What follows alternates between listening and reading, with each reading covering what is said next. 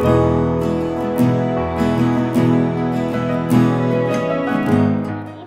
and my company is 911 Training Solutions, and my request for proposals came from the City of Salina Police Department, their dispatch center, who is having problems with high turnover rates, inconsistent training, and outdated training materials. So for my project, we came up with a 2.5-hour face-to-face training program because the audience members, which are the existing trainers, didn't like any sort of multimedia or asynchronous training.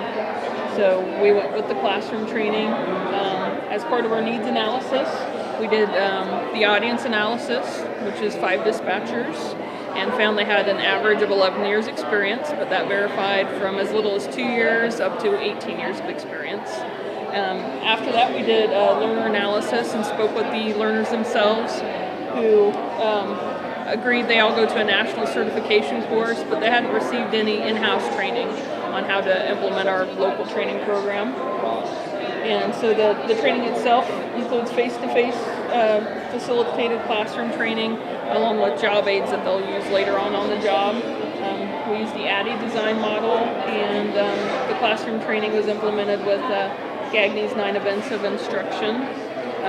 And our goal for the training is to for the trainers to be able to present new dispatcher training consistently, training the same steps and same topics to all dispatchers at approximately the same point in training, as well as to consistently assess the dispatchers on a daily basis.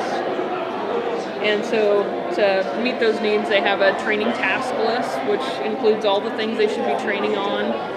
It has 3 points in it: an introduction phase, a reviews phase, and then a phase where the trainee has demonstrated the knowledge themselves, and they sign off on that.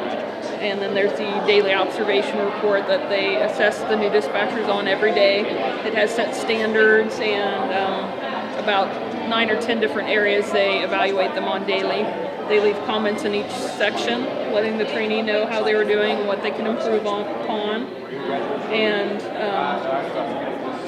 as far as the training class itself, we use Kirkpatrick's evaluation model. After the training, all the attendees do basically a survey on how they felt the trainer did during the training, or the facilitator.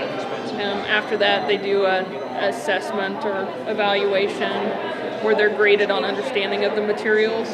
If anyone scores under 85%, we reassess and change up the training, so we make sure that they get that hopefully in the new training classes and do better. After that, anytime we have new dispatchers in training, we have a monthly trainers meeting where we go over all the task lists and the daily observation reports to make sure all the trainers are following the stuff we taught in class and are meeting those goals. And then we also have a biannual evaluation of our new dispatcher training program to see if our retention rates are improving. And the cost of this was fairly cheap, only $2,540. So it's a pretty good goal. And there's future training classes in our pilot study. There was a few timing issues we fixed, and they listed a bunch of ideas for other training and stuff they would like included. Those have all been set up as future training classes.